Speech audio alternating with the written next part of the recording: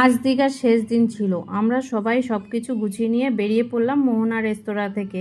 দেখো এখানে বুড়ি পিসির সাথে কথা বলছিলাম, বুড়ি পিসি সবাইকে হাই করে সবাই একসাথে বেরিয়ে পড়লাম। হাঁটতে হাঁটতে সমুদ্রটাকে আবার দেখতে দেখতে যাচ্ছিলাম।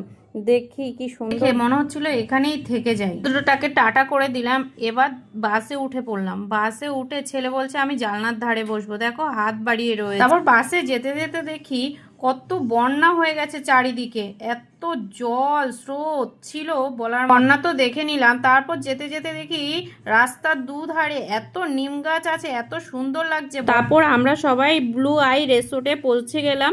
দেখো আমার ছেলে বলছে মা এখানে এসে খুব ভালো লাগছে, তো কি সুন্দর পরিবেশ। আমিও বললাম হ্যাঁ বাবা কি সুন্দর পরিবেশ, দেখ কি সুন্দর সাজিয়েছে ব্লু আই রেস্তোরাঁটাকে। তাই এখানে ঘরে ঢুকতে না ঢুকতে ওরা দেখো ডাব আমাদের দিয়ে গেল খাওয়ার জন্য। সবাই বললো চলো তাহলে বাগদা বীচ থেকে ঘুরে আসি। দেখো বাগদা বীচে আমরা যেতে যেতে দেখি কি সুন্দর, এদিকে ঝাউ গাছে ভর্তি ছিল, দেখতে খুব সুন্দর লাগছে। গিয়ে দোলনায় বসে কি আরাম করে দেখো চা খেয়ে নিলাম। দেখো দোলনায় বসে মজা করে নিলাম। ব্লু আইয়ে ফিরে এসে আমরা স্নান করে খেতে চলে গেলাম।